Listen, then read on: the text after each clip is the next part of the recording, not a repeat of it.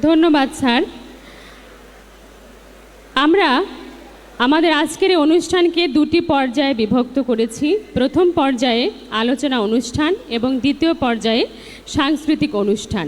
অনুষ্ঠানের শুরুতেই পবিত্র ধর্মগ্রন্থ থেকে পাঠ। আমরা ডেকে নিচ্ছি পবিত্র কোরআন থেকে তেলাওয়াত করার জন্য মোহাম্মদ আবু রায়হান, একাদশের শিক্ষার্থী।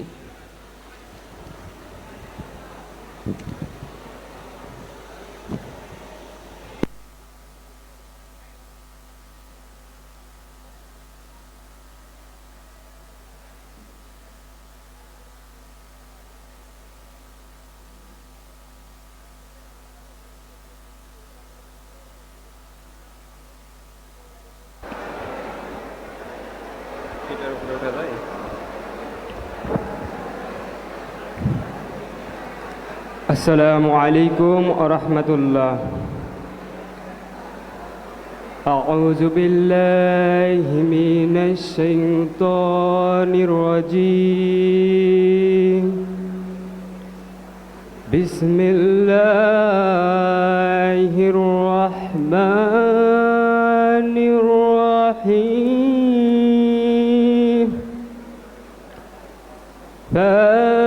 ফাতিরাস السماوات والأرض أنت ولي في الدنيا والآخرة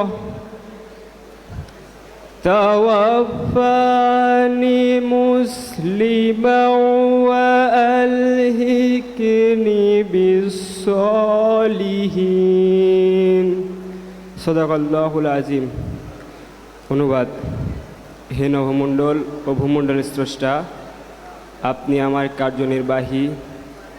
ইহকাল ও পরকালে আমাকে ইসলামের উপর বৃত্ত দান করুন এবং আমাকে সালিহবাদ সৎকর্মশীলদের সাথে মিলিত করুন। সূরা ইউসুফ আয়াত নং 101। আসসালামু আলাইকুম ওয়া রাহমাতুল্লাহ।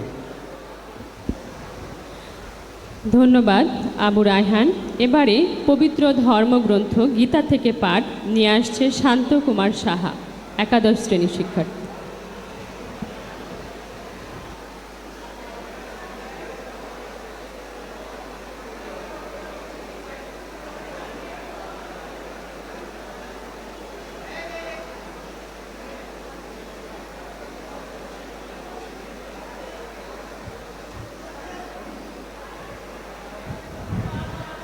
এখানে উপবিষ্ট সকল বড় ভাই, ছোট ভাই এবং ছোট বোন এবং সকল স্যারদের জানাই আমার আন্তরিক প্রণাম এবং নমস্কার।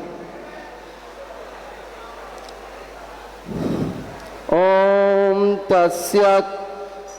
ওম শ্রী পরমাত্মনে নমঃ। ওম নমো ভগবতে বাসুদেবায়। শ্রীমদ্ ভগবদ্ গীতা অথ গীতার ষষ্ঠ অধ্যায়, ধ্যানযোগ, শ্লোক 6। শ্রী ভগবান উবাচ বন্ধুরাত্মাত্মনস্তাস্য येनात्मैवात्मना जितः अनात्मनस्तु शत्रुत्ये বর্তেতাত্মৈব শত্রুবাৎ। অনুবাদ। শ্রী ভগবান বললেন, যিনি তার মনকে নিয়ন্ত্রণ করতে পেরেছেন সে মনই তার প্রকৃত বন্ধু, আর যার মনের ওপর কোনো নিয়ন্ত্রণ নেই সেও শৃঙ্খল, মনই তার নিকৃষ্ট শত্রু। নমস্কার। ধন্যবাদ শান্ত। এবার স্বাগত বক্তব্য নিয়ে আসছেন জনাব মোহাম্মদ আতাউর রহমান স্যার, আহ্বায়ক 2024-25 একাদশ ভর্তি কমিটি।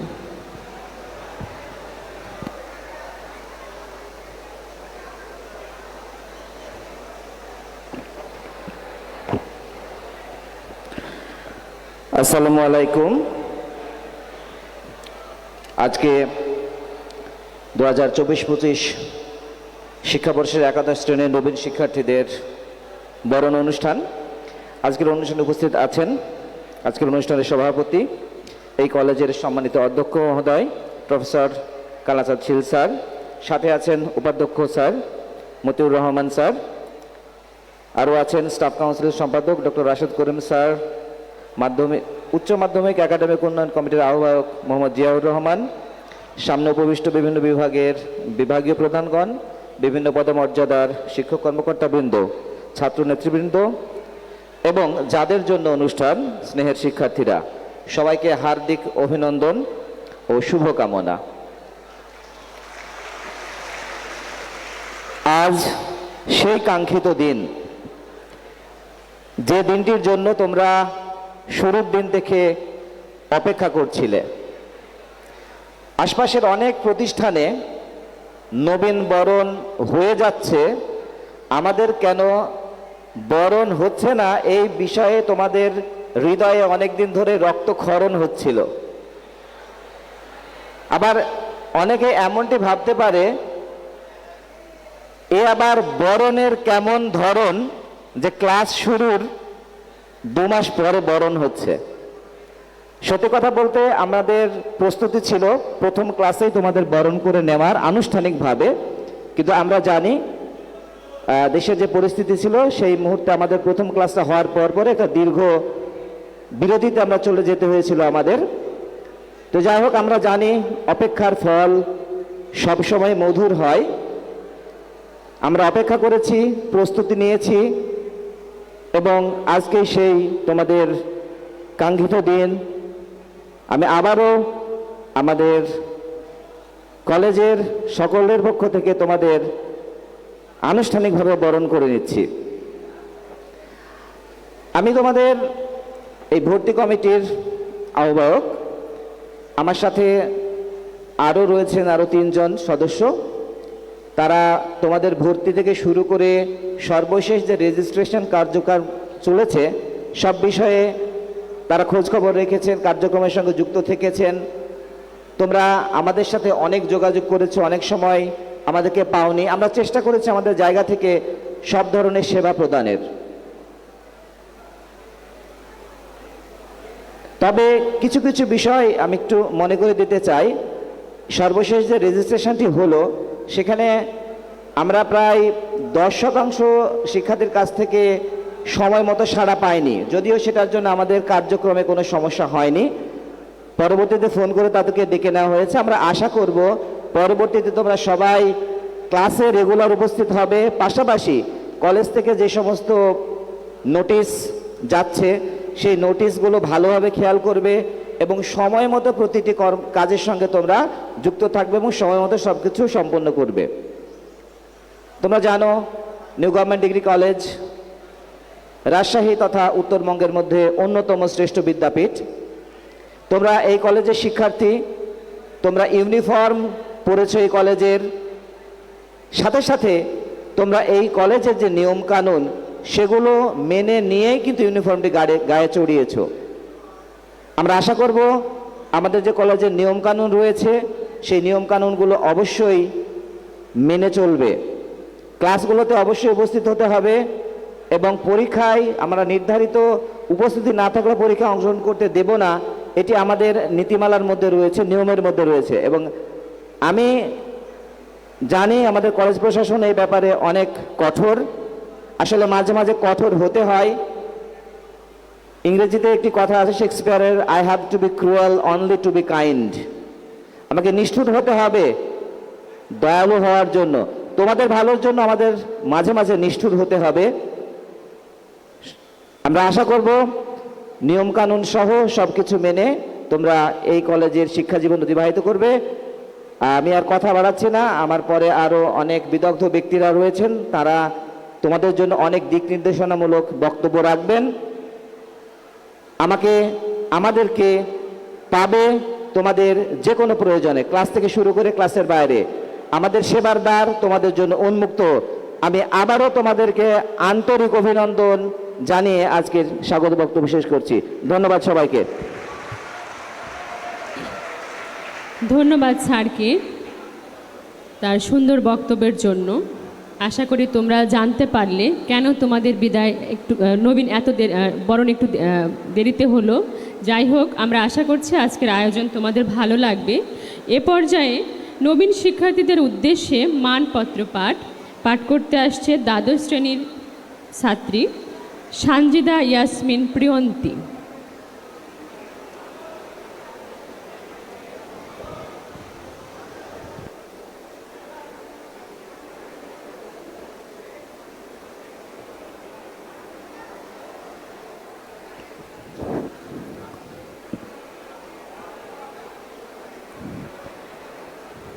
মঞ্চে উপস্থিত মাননীয় সভাপতি, সম্মানিত অতিথিবৃন্দ, আমার শ্রদ্ধেয় শিক্ষক মণ্ডলী, নবাগত শিক্ষার্থীবৃন্দ ও আমার সহপাঠীদের সবাইকে জানাই আসসালামু আলাইকুম। 2024 সালের একাদশ শ্রেণীর শিক্ষার্থীদের বরণপত্র। শুনিতেছি আমি, শোনো ওই দূরের দুর্জনাদ, ঘোষিছে নবীন উষার উদয় সুসংবাদ। এসো নবীন নতুনের কেতন হাতে, বরণ ঢালা সাথে সাথে করব বরণ। আজ এসেছে হাজার পুষ্পের তল, নতুন কলিতে কলিতে সৌরভে শোভিত পুষ্প বাগান। তোমাদের আগমনীর গানে সুরছন্দে উল্লাসিত মোরা সব, নীল আকাশের সাদা মেঘ শরতের শিউলি কাশফুল হয়ে ফুটেছে সবাই নির্মল শুভ্রতায়। তোমাদের আগমনী গানে বাজছে মাদল, গাইছে বিহগ্ন, বেঁধেছে দল নবশক্তির জয়গানে। ধন্য হোক বসুদাবক্ষ, ধন্য হোক এই শোভিত ভুবন। তোমরাই আনবে হলুদ বসন্ত, উড়াবে নবীন ধূমকেতু। তোমরাই বাহুতে ধারণ করেছ অফুরন্ত শক্তি, পৃথিবীর বন্দি প্রাণকে দেবে মুক্তি। জাগবে পৃথিবীর বুকে নবপ্রাণ, উড়িয়ে শান্তির পতাকা, করব সব দ্বন্দ্বের অবসান। এসো এসো আলোর মিছিলে, হে নবীন দলে দলে। এই তো সময়, এই তো যৌবন, সবে উল্লাসে মেতে ওঠো জয়ধ্বনির সুরে। শরতের আবিলতা শূন্য আনন্দ নীরবের পরশে, গাঁথিলাম মালাখানি ছন্দে ছন্দে বকুলেরই গন্ধে। আজ তোমাদের শপথের দিন, মূল্যবোধের অবক্ষয়ের বিরুদ্ধে হবে তোমাদের অবস্থান। প্রাণবন্ত তারুণ্য নিয়ে ব্রতী হবে মহৎ মানবিক শিক্ষার সাধনায়। তোমরাই আগামীর বাংলাদেশ, তোমরাই নিউ গভর্নমেন্ট ডিগ্রি কলেজের প্রাণ। তোমরাই আনবে বয়ে এ প্রতিষ্ঠানের সম্মান। তোমাদের রোদ্দুর, তোমাদের কিরণ ছড়িয়ে যাবে বহুদূর। প্রীতিপূর্ণ অগ্রজ দ্বাদশ শ্রেণীর শিক্ষার্থীরা, new government degree college Rajshahi, 23শে আশ্বিন 1431 বঙ্গাব্দ, 8ই অক্টোবর 2024 খ্রিস্টাব্দ। ধন্যবাদ। ধন্যবাদ প্রিয়ন্তী।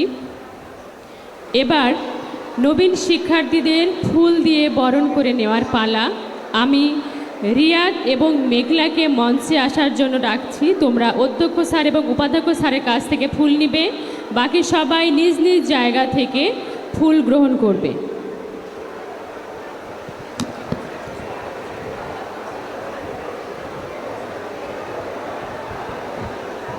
রিয়াদ এবং মেঘলা।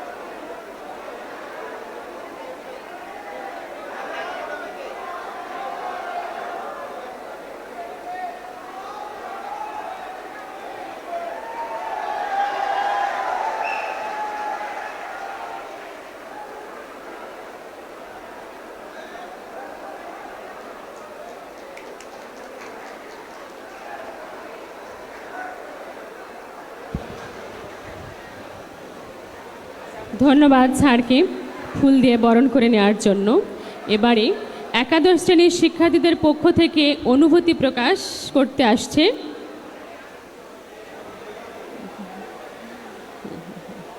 প্রমি, আফিয়া ইশরাক প্রমি।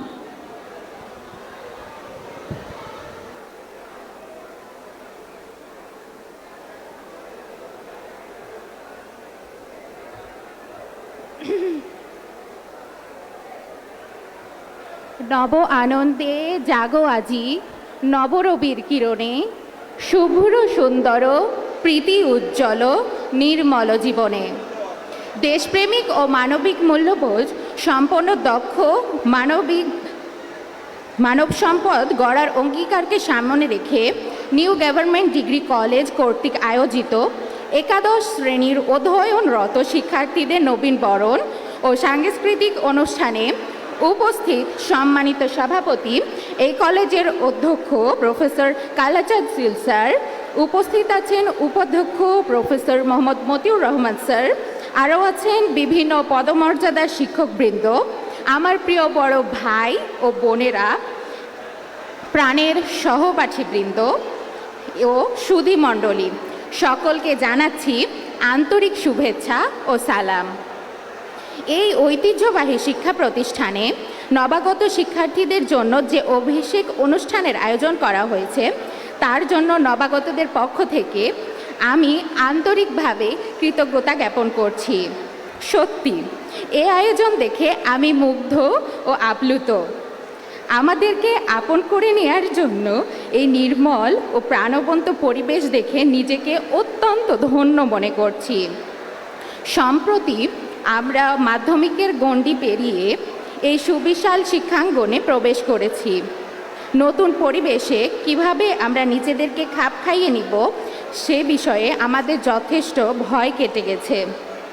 অগ্রজ ভাই বোনেদের কাছ থেকে আমরা ইতোমধ্যেই যে আন্তরিকতা ও সৌহার্দ্য লাভ করেছি, তাতে আমরা সত্যি আশান্বিত। নতুন হিসেবে আমাদের মনে এখন আর কোনো শঙ্কা নেই। এই মহান বিদ্যাপীঠের পবিত্র অঙ্গনের সাথে এখন আমরা মিশে গেছি। এই কলেজের গৌরবোজ্জ্বল ইতিহাস দূর দূরান্তে ছড়িয়ে আছে। এখানে লেখাপড়া করে সুন্দরভাবে আমরা জীবনকে গড়ে নেব, এটা ছিল আমাদের বহুদিনের স্বপ্ন। আশা করি আগামী দিনের পথ পরিক্রমায় অগ্রজ শিক্ষার্থীরা আমাদেরকে অনুপ্রাণিত করবেন এবং প্রয়োজনীয় দিক নির্দেশনা প্রদান করবেন। এই প্রতিষ্ঠানে শিক্ষক মণ্ডলীদের সুনাম ও পাঠদান আমাদেরকে আকর্ষণ করেছে। তাদের কাছ থেকে আমরা যে স্নেহ ও আন্তরিকতার পরিচয় পেয়েছি, তাতে আমরা ধন্য। আমাদের দৃঢ় বিশ্বাস ওনারা নিশ্চয়ই আমাদেরকে আদর্শ মানুষ হিসেবে গড়ে তুলবেন। যে কারণে এই প্রতিষ্ঠানটি আমাদেরকে বেশি আকৃষ্ট করেছে তা হলো এর শিক্ষণ পরিবেশ এবং এর ফলাফল। প্রতি বছর যে ফলাফল নিয়ে শিক্ষার্থীরা বেরিয়ে যাচ্ছে, সেই ফলাফলও দেশে বড় ধরনের প্রভাব ফেলেছে। কিন্তু পরীক্ষার এই ফলাফলের কথা বলতেই টমাস আলভা এডিসনের একটি কথা মনে পড়ে গেল। তিনি বলেছিলেন, আগামীকাল আমার পরীক্ষা, কিন্তু সেই পরীক্ষার ফলাফল নিয়ে আমি একদমই চিন্তিত না। কেননা পরীক্ষার খাতার কয়েকটি পৃষ্ঠা আমার ভবিষ্যৎ কখনোই নির্ধারণ করতে পারে না। আমরা নিষ্ঠা ও আন্তরিকতা এবং অধ্যবসায়ের সাথে যদি পড়াশোনা করি, তাহলে অবশ্যই আমরা ভালো ফলাফল করব। কেননা আমাদের শিক্ষক মণ্ডলী সেই দিক নির্দেশনাই আমাদেরকে দেবেন। তাছাড়া এই প্রতিষ্ঠানের গৌরব রক্ষা করার মূল মন্ত্র ও পবিত্র দায়িত্ব আমাদের উপরেই। নবাগত শিক্ষার্থীদের পক্ষ থেকে আমি প্রত্যয় ঘোষণা করতে চাই যে এই পবিত্র শিক্ষায়তনের গৌরব বৃদ্ধির জন্য আমরা কাজ করে যাব। আপনাদের সবার আশীর্বাদ আমাদের চলার পথের পাথেয় হয়ে থাকবে। মহান সৃষ্টিকর্তা আমাদের সহায় হন। ধন্যবাদ সবাইকে। ধন্যবাদ আফিয়া ইশরাক প্রমিকে। আশা করি তোমরা সবাই ফুল পেয়ে গেছো। তোমাদের প্রতি আমার অনুরোধ, তোমরা সবাই ফুল উঁচু করে ধরবে, কারণ তোমাদের ছবি তুলে নেওয়া হবে, ছবি তোলা হবে, যেটাকে তোমরা বলো পিক। আরও জানাচ্ছি আমাদের এই অনুষ্ঠানটি ফেসবুক লাইভে সরাসরি সম্প্রচার করা হচ্ছে।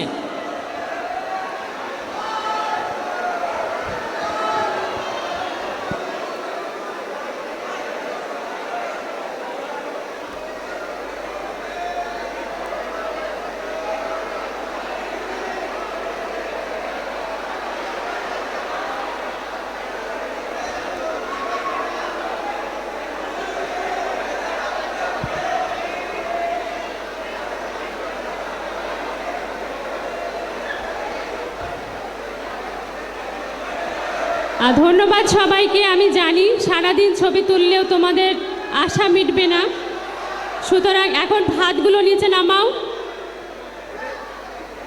এবারে তোমাদের সামনে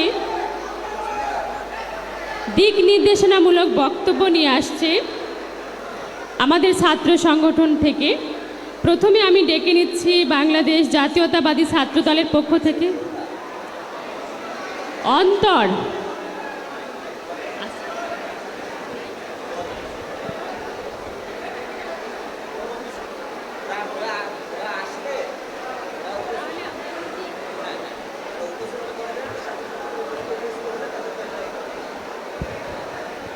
দুঃখিত, সম্ভবত সে অনুপস্থিত। আমরা এবারে ডেকে নেব আমাদের একাডেমিক উন্নয়ন কমিটির আহ্বায়ক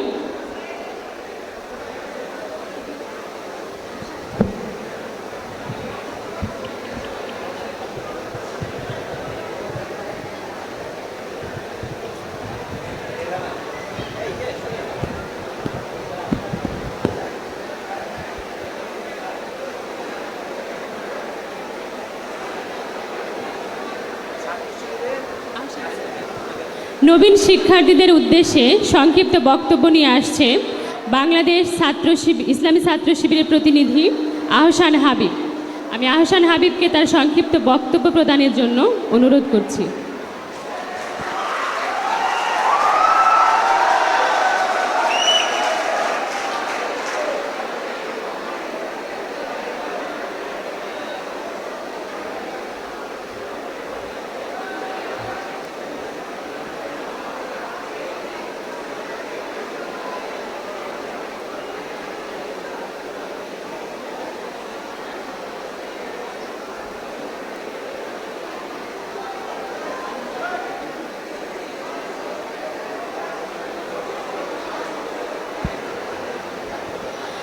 আহসান হাবিব এখন বাংলাদেশ ইসলামী ছাত্র শিবিরের মহানগরের দায়িত্বে আছে।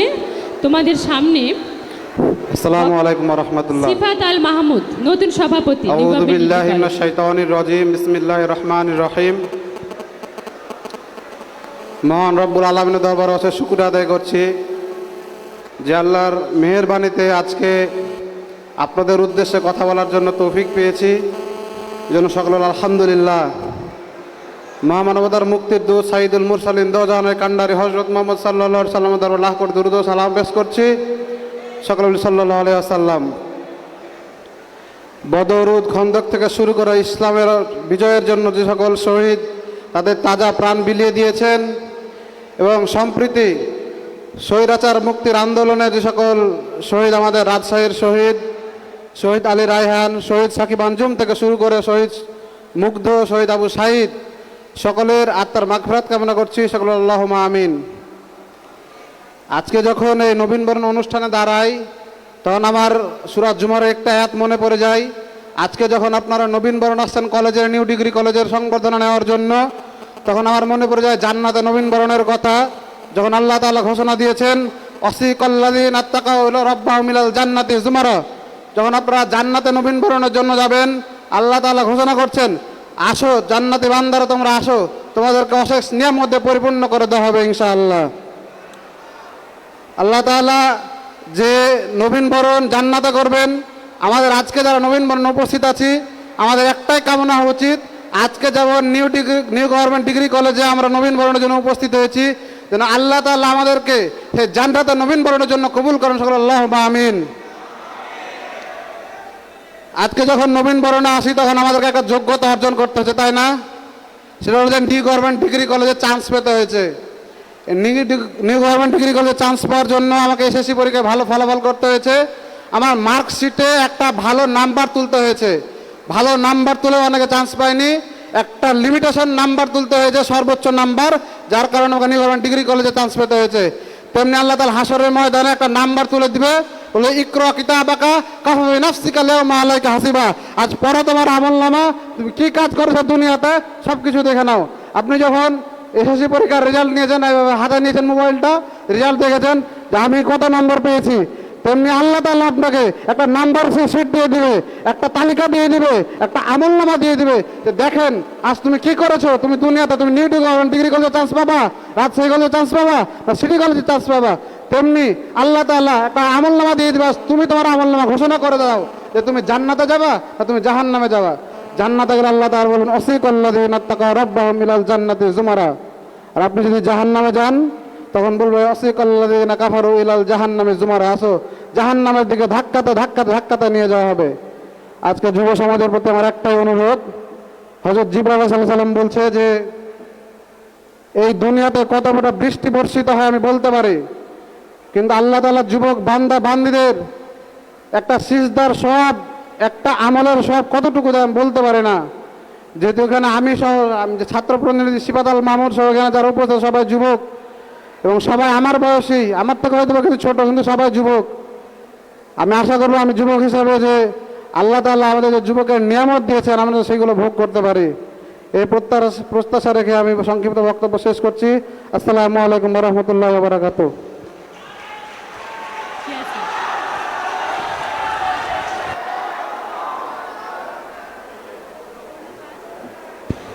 ধন্যবাদ সিফাত আল মাহমুদ। এবার বাংলাদেশ জাতীয়তাবাদী ছাত্র দলের পক্ষ থেকে বক্তব্য নিয়ে আসছে অন্তর।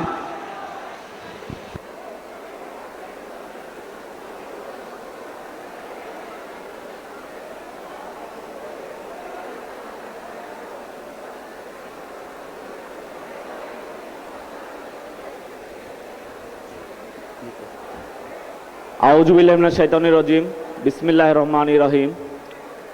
আজকের এই নবীন বরণ অনুষ্ঠানের সম্মানিত সভাপতি, প্রধান অতিথি, বিশেষ অতিথি সহ যাদের জন্য আজকের এই আয়োজন, এক ঝাঁক তরুণ ছাত্র নেতৃবৃন্দ, এক ঝাঁক সাধারণ ছাত্রছাত্রীবৃন্দ সহ আমার সামনে উপস্থিত সকল শ্রদ্ধেয় শিক্ষকবৃন্দকে জানাই আমার প্রাণপ্রিয় সংগঠন, সকল স্বৈরশাসকের বিরুদ্ধে একমাত্র লড়াকু সংগঠন, মৃত্যু উপত্যকায় দাঁড়িয়ে মুক্তির মিছিলে স্লোগান দেওয়া সংগঠন বাংলাদেশ জাতীয়তাবাদী ছাত্রদল নিউ গভর্নমেন্ট ডিগ্রি কলেজ শাখা ছাত্রদলের পক্ষ থেকে সংগ্রামী সালাম এবং বিপ্লবী অভিবাদন।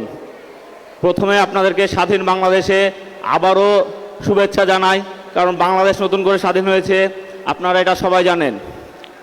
আপনাদেরকে আমি আমার অন্তরের অন্তঃস্থল থেকে উষ্ণ আবেগে, ভালোবাসার আশ্বাসে নিবিড়ভাবে গ্রহণ করছি।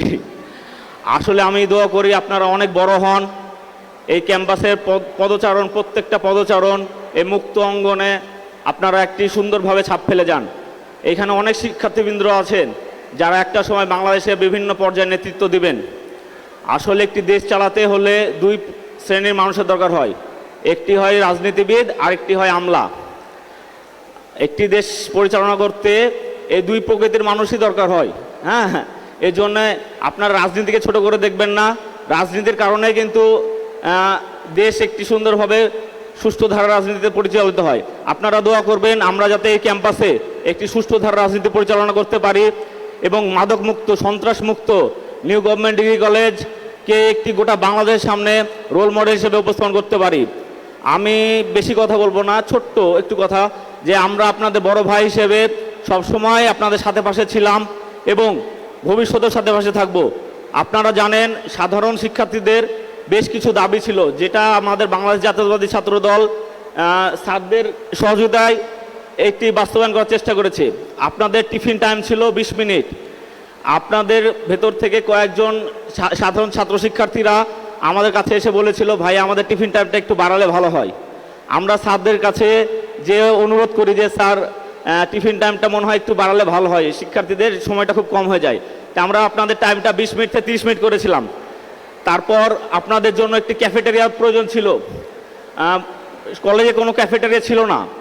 আমরা বাংলাদেশ জাতীয়তাবাদী ছাত্রদল স্যারদেরকে অনুরোধ জানাই যে স্যার আমাদের ক্যাম্পাসে একটি ক্যাফেটেরিয়া করা প্রয়োজন। এই জন্য আমরা আপনারা দেখতে পাবেন কলেজের বাইরে একটি ক্যাফেটেরিয়া আছে, এবং আমাদের শ্রদ্ধেয় শিক্ষকরা কিন্তু অনেক অনেক বেশি আন্তরিক, তারা আপনাদেরকে নিয়ে অনেক বেশি চিন্তা করে, এবং তারা তাদের নিজের কথা চিন্তা না করে কলেজের পরিবহনের জন্য 2টি বাস উন্মুক্ত করেছে দেখেছেন। এটা সারা বাংলাদেশে নিউ গভর্নমেন্ট ডিগ্রি কলেজ অত্যন্ত প্রশংসিত হয়েছে, কারণ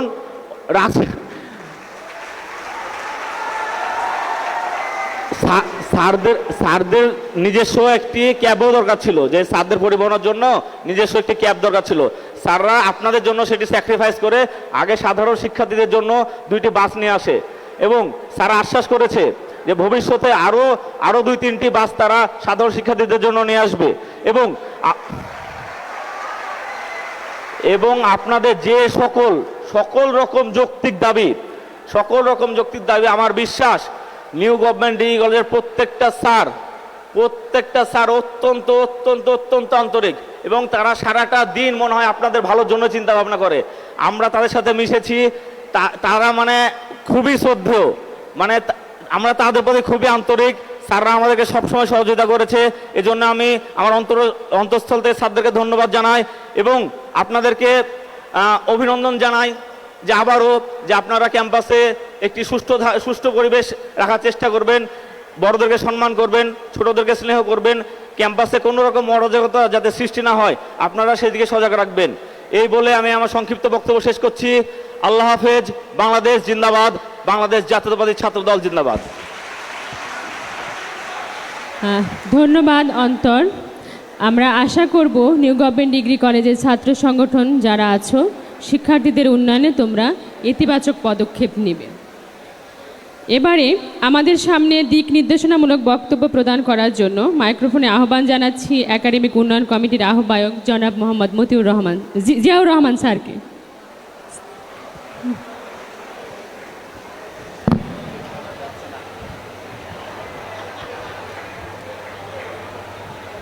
দুই 2024-25 শিক্ষাবর্ষের নবীনবরণ অনুষ্ঠানে মঞ্চে উপস্থিত আছেন অত্র কলেজের অধ্যক্ষ প্রফেসর কালাচাঁদ শীল স্যার, উপস্থিত আছেন উপাধ্যক্ষ প্রফেসর মোহাম্মদ মতিউর রহমান স্যার, উপস্থিত আছেন শিক্ষক পরিষদের সম্পাদক ডক্টর রাশেদ করিম স্যার, উপস্থিত আছেন এই উচ্চ মাধ্যমিক ভর্তি কমিটির কনভেনার বন্ধুবর আতাউর রহমান, সঞ্চালক, সামনে উপস্থিত আছেন বিভিন্ন বিভাগের প্রধান অধ্যাপকবৃন্দ এবং বিভিন্ন পদমর্যাদার কর্মকর্তাবৃন্দ, উপস্থিত আছেন ছাত্রনেতৃবৃন্দ, বিএনসিসি, রোভার্স এর শিক্ষার্থীবৃন্দ, এবং যাদের জন্য আজকের এই অনুষ্ঠান, আমার প্রাণপ্রিয় ছাত্রছাত্রী, সবাইকে আমার সালাম এবং শুভেচ্ছা। অনুষ্ঠানটা বেশ কিছুদিন আগে আমরা অ্যারেঞ্জ করে ফেলেছিলাম, কিন্তু প্রথম দিনেই, যেদিন ছাত্রছাত্রীরা প্রথম ক্লাস হয় সেই দিনই অনুষ্ঠান অ্যারেঞ্জ করার কথা ছিল। অনুষ্ঠানের সার্বিক প্রস্তুতি গ্রহণ করা হয়েছিল, কিন্তু বিশেষ কারণবশত সেই অনুষ্ঠান সেদিন হয় নাই, দেরিতে হলো আজকে অনুষ্ঠান হচ্ছে। আর আমি প্রথমেই ছাত্রদের বিশেষভাবে কৃতজ্ঞতা প্রকাশ করতেছি তোমাদের উপরে। এতগুলো ছাত্রছাত্রী, তোমরা সবাই ধৈর্য সহকারে আমাদের কথা শুনতেছো, তোমাদেরকে অসংখ্য অসংখ্য অসংখ্য ধন্যবাদ।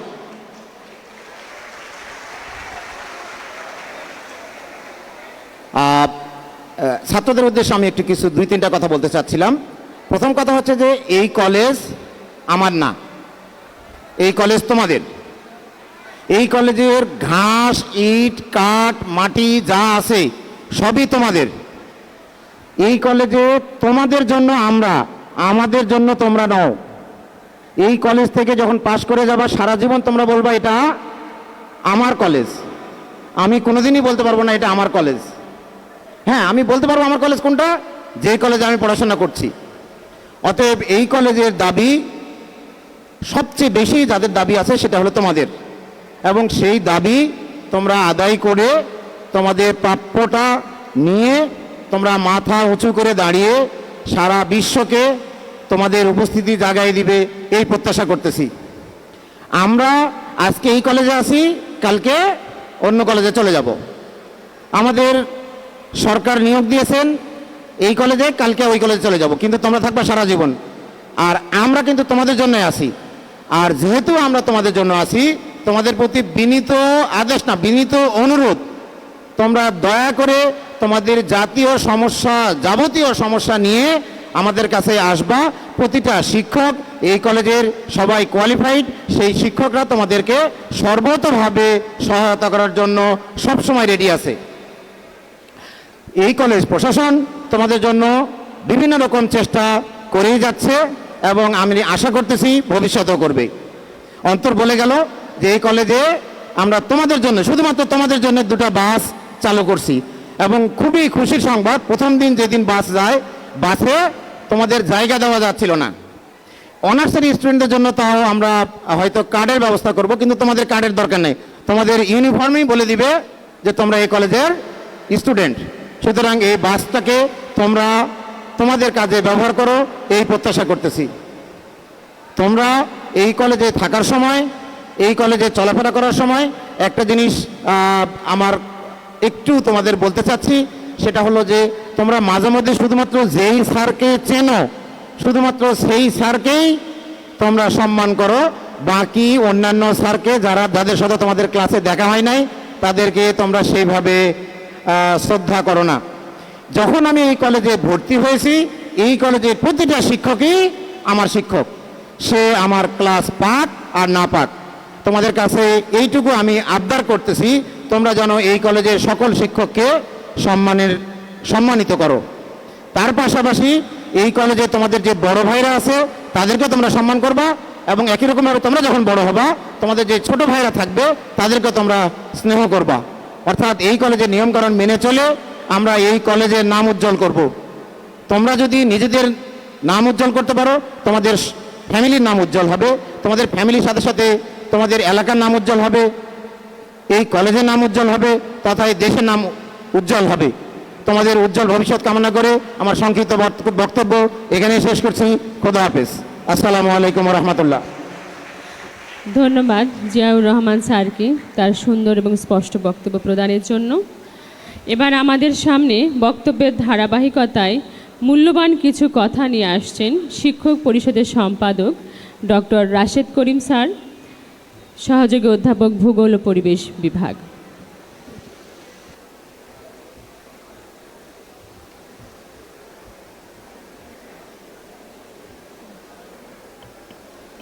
বিসমিল্লাহির রহমানির রহিম। আজকের অনুষ্ঠানের সম্মানিত সভাপতি, কলেজের সুযোগ্য অধ্যক্ষ প্রফেসর কালাচাঁদ চিল স্যার, উপস্থিত বিশেষ অতিথি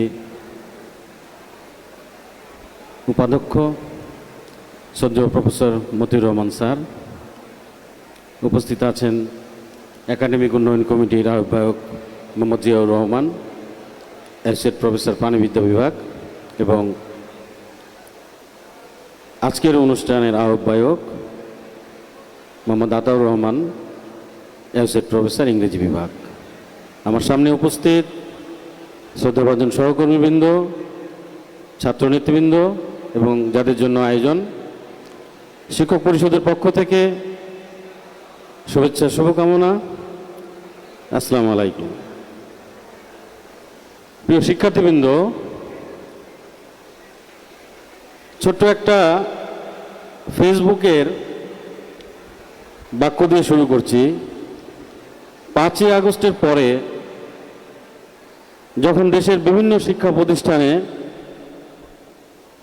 শিক্ষকদের সাথে কিছু কিছু ক্ষেত্রে বাড়াবাড়ি রকমের অন্যায় হয়েছে,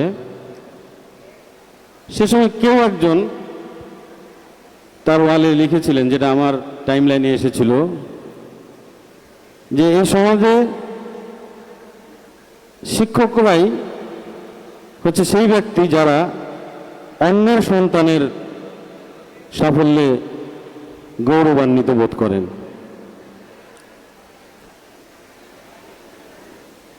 শিক্ষার্থীবৃন্দ, প্রত্যেকটি মানুষই তার মাঝে অমিত সম্ভাবনা ধারণ করে। আর শিক্ষা করে কি, সেই অমিত সম্ভাবনাটাকে বাহন হিসাবে ব্যবহার করে তাকে শক্তি আর সম্পদে পরিণত করে। সেজন্যই হয়তো বলে ছাত্ররাই দেশের ভবিষ্যৎ, কারণ এই ছাত্ররাই আগামী দিনে শিক্ষা লাভ করে শক্তি আর সম্পদে বলীয়ান হয়ে দেশের ভবিষ্যৎকে দৃঢ় করবে, উন্নত করবে। শিক্ষা আর শিক্ষার্থী, এই দুয়ের মাঝে আমরা কারা? এই দুয়ের মাঝে যে মধ্যস্থকারী, তারাই আমরা শিক্ষক। আমাদের সবসময় চেষ্টা থাকে শিক্ষার্থীদের জন্য ভালো কিছু করা, ভালো কিছু উপদেশ দেওয়া। জিয়া রহমান স্যার বলে গেলেন, এই কলেজ তোমাদের। আমি বলি, এই কলেজের প্রশাসন, প্রিন্সিপাল, ভাইস প্রিন্সিপাল স্যার থেকে শুরু করে আমার শ্রদ্ধাভাজন সহকর্মীবৃন্দ, অফিস স্টাফ, ইভেন পরিচ্ছন্নতা কর্মী এবং বাগানের মালি পর্যন্ত সবাই তোমাদের সেবায় নিয়োজিত। তোমরা চেষ্টা করবে সেই সেবাগুলোকে ঠিকমতো গ্রহণ করার। শিক্ষা জীবনের আরেকটি উল্লেখযোগ্য দিক হচ্ছে এই সময়টা সময়ানুবর্তিতা, শৃঙ্খলা আর সামাজিকীকরণের একটা ভালো সময়। এখন সময়ানুবর্তিতা আর শৃঙ্খলা, এই দুটো জিনিস তোমরা সবাই বোঝো, যে অনুষ্ঠানে যদি শৃঙ্খলা না থাকে তাহলে অনুষ্ঠানের কোনো স্মৃতি থাকবে না। আমি একটু ছোট্ট করে বলে রাখি, এই অনুষ্ঠানটা কিন্তু ফেসবুকে লাইভ হচ্ছে, কাজেই তোমরা এই বিষয়টা একটু খেয়াল করবে। সময়ানুবর্তিতার কথা যদি বলি, তোমরা ইতিমধ্যে লক্ষ্য করেছো, আমরা ক্লাস শুরুর আগে সকাল 9টার সময় আমাদের স্যাররা ভিজিলেন্সে যান। অনেকে আমরা বকাঝোকা করি যে ঠিকমতো ক্লাসে উপস্থিত না হওয়ার জন্য। এটা কেন করি? সেটাও তোমাদের ভালোর জন্যই।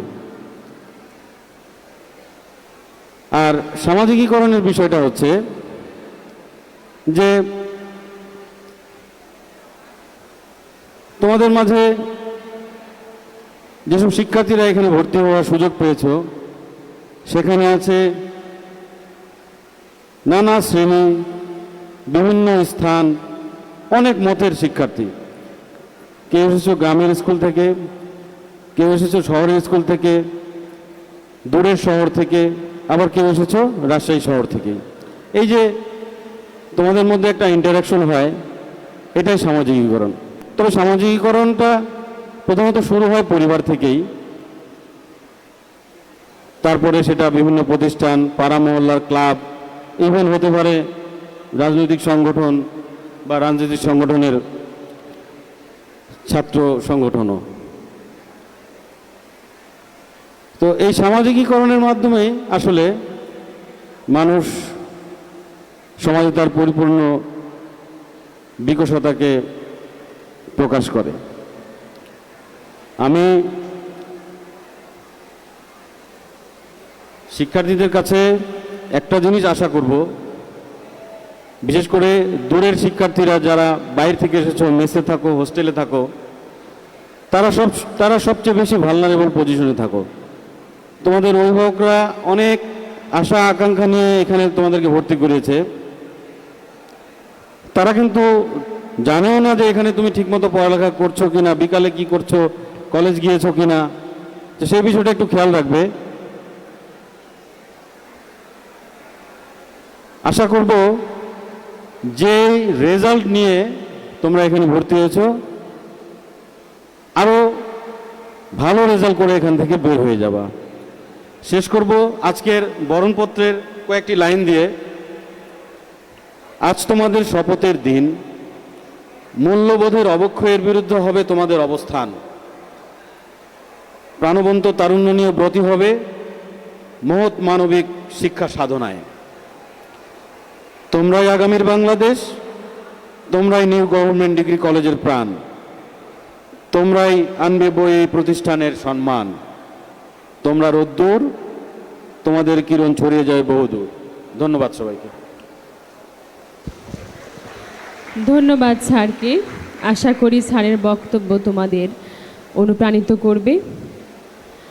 আমাদের কলেজের উন্নয়ন ও সার্বিক কর্মকাণ্ডে যিনি অধ্যক্ষ স্যারের সহযোগী হিসেবে নিরলসভাবে কাজ করে যাচ্ছেন, যার বিভিন্ন উপদেশ ও পরামর্শ আমাদের অনুপ্রাণিত করে, তিনি কলেজের উপাধ্যক্ষ প্রফেসর মোহাম্মদ মতিউর রহমান স্যার। আমরা স্যারের কথা শুনব।